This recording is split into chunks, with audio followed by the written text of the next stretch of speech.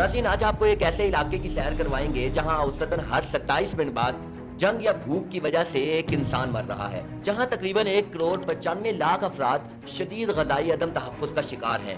इन्हें नहीं मालूम कि आने वाले वक्त में इन्हें खाने को कुछ मिलेगा या नहीं। जहां 1,40,00,000 अफराद अपना घर बार छोड़कर हिजरत करने और कैंपों में रहने पर मजबूर हैं। जहां साफ पानी ना मिलने की वजह से हैजा, मलेरिया और डेंगू जैसी वबा फैल रही है। और सिर्फ यही नहीं, बल्कि वहाँ के तिब्बी मराकिज़ और हस्पताल तकरीबन नाकारा हो चुके हैं। जहाँ कई इलाकों में बाकायदा कहत का ऐलान हो चुका है, जहाँ आने वाली इमदादी गाड़ियों को लूटा जाना मामूल का हिस्सा बन चुका है, जहाँ भूख है, तकलीफ है, गुर्बत है और मौत है। यानी इस वक्त दुनिया का सबसे बड़ा इंसानी बहरान, and of creating the world's worst humanitarian crisis. A civil war has raged in Sudan for 2 years. Both Sudan's army and the rebels are accused of horrendous human rights abuses. आप सोच रहे होंगे कि मैं गजा या फलस्तीन की बात कर रहा हूँ। नहीं नाज़रीन, बल्कि मैं इस वक्त सूडान के मुतालिक बात कर रहा हूँ, जहाँ अप्रैल 2023 से दाखिली जंग जारी है, जिसमें अब तक तकरीबन 3 लाख के लगभग इंसान मारे जा चुके हैं। आइए जानते हैं आखिर जंग कैसे और क्यों शुरू हुई।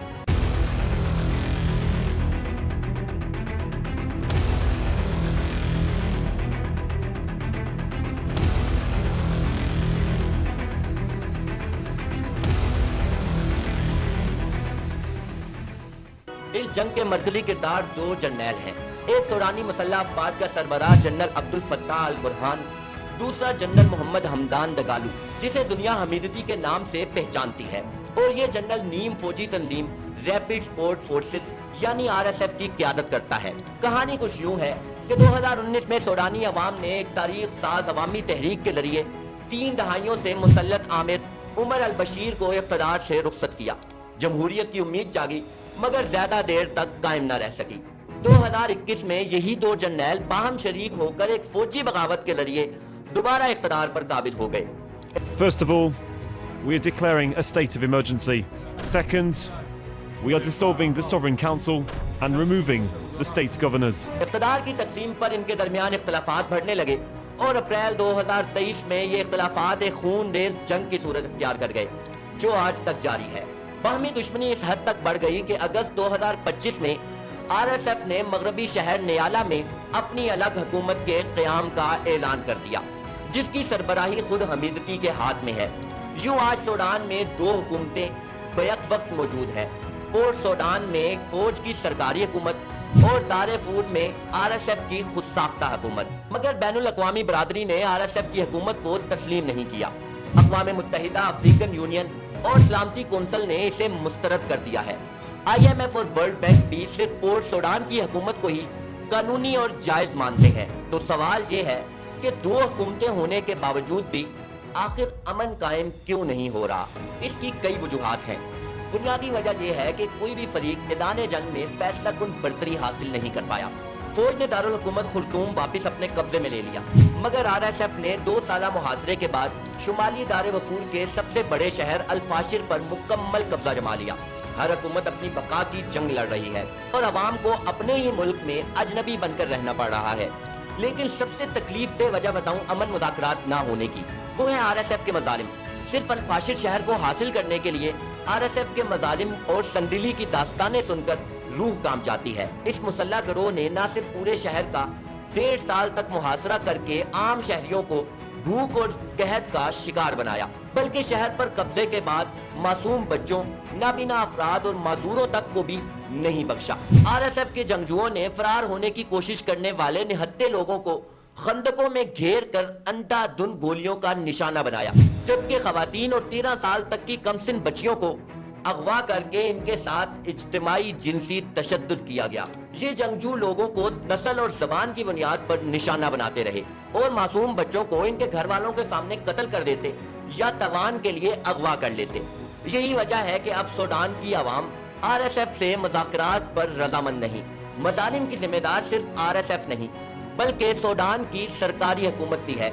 रिहायशी इलाकों पर बमबारी करके अवाम में खौफ और हिरास फैलाने में सूडान की सरकारी हुकूमत भी मुकम्मल तौर पर शामिल है। इस जंग के खत्म ना होने की अहम वजह यह भी है कि दुनिया के 10 से ज्यादा ममालिक किसी न किसी फरीक की पुष्टपनाही कर रहे हैं और यही बैरूनी मुदाखलत हर अमन मुज़ाकरात को नाकाम बना देती है। चले पोर्ट सूडान वाली हुकूमत को आलमी सतह पर हिमायत हासिल है तो इसे सपोर्ट भी मिले तो कोई हैरानगी की बात नहीं, मगर आलमी सतह पर गैर तस्लीम शुदा RSF को हथियार कौन फराहम कर रहा है? अक़वाम मुत्तहिदा के माहिरीन और मुताद्दिद बैनुल अक़वामी तहकीकाती इदारों ने शवाहिद के साथ ये साबित किया कि चाड और दीगर पड़ोसी ममालिक के रास्ते कार्गो तैयारों के जरिए असलहा, बारूद, फौजी गाड़ियाँ और यहाँ तक के गैर मुल्की किराए के जंगजू तक RSF तक पहुँचाए जाते रहे हैं। पता है कौन पहुँचाता था? मुत्तहिदा अरब अमारात। Who is supplying these arms to the RSF? والله دي على حسب مصادرنا بنسمع. According to our sources, the weapons come from the UAE. Chad is just a corridor for these arms to reach Sudan. Chad's Adre crossing was opened by the Sudanese government for humanitarian access, but the RSF have used it for inhumanity. That is where a majority of the arms are smuggled across. सूडानी फौज ने कई मरतबा RSF से मुत्तहिदा अरब इमारात के नाम कुनिंदा असलहा और फौजी साजो सामान बरामद किया। मुत्तहिदा अरब इमारात इन तमाम इल्जामात की तरदीद करता है। We categorically reject any claims of providing any form of support to either warring party since the onset of the civil war and condemn atrocities committed by both Port Sudan Authority and RSF. मगर सूडानी हुकूमत ने आलमी अदालत इंसाफ में अमारात के खिलाफ नस्ल कुशी में मुआवनत करने का मुकदमा भी दायर कर रखा है। नाज़रीन, जंग तो इंसानी अलमिये का नाम है। सो अब हम जानते हैं कि इस जंग से इंसानियत को किस कदर नुकसान पहुंचा। 3 साल से जारी रहने वाली इस जंग में 3 लाख के करीब इंसान मारे जा चुके हैं। बाज़ रिपोर्ट्स में ये तादाद 4 लाख तक बताई जाती है। 1 करोड़ 40 लाख से ज़ायद अफराद अपने घरों से बेदखल हो चुके हैं। A civil war in Sudan that has killed tens of thousands and forced over 10 million people from their homes. 2026 में सूडान की 2/3 आबादी यानी 3 करोड़ 37 लाख अफराद इंसानी इमदाद के मुहताज होंगे। सिर्फ शुमाली दारे वफूर के एक सूबे में 11 माह के दौरान 85,000 बच्चों का शदीद ग़ज़ाई किल्लत का इलाज किया गया, यानी हर 6 में एक बच्चा। Over 25 million Sudanese, half the population, face hunger, with famine gripping Darfur and areas around the capital.